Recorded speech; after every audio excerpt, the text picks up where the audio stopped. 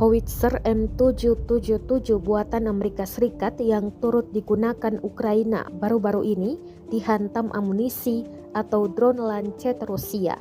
Rekamannya beredar di Telegram pada Jumat 5 Mei 2023. Howitzer tersebut tampak menembak dan dipantau drone pengintai Rusia.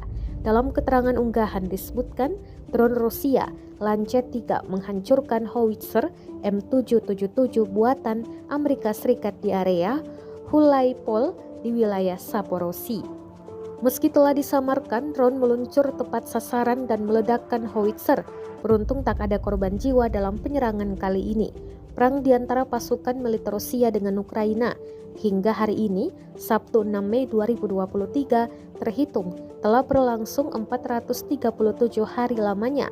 Konflik yang terjadi di antara negara bertetangga itu hingga kini masih terus berlanjut dan belum terlihat akan segera berakhir.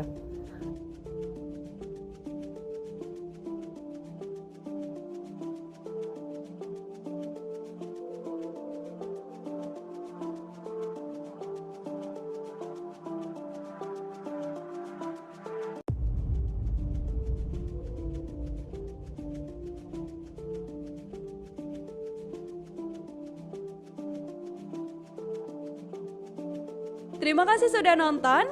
Jangan lupa like, subscribe, dan share ya.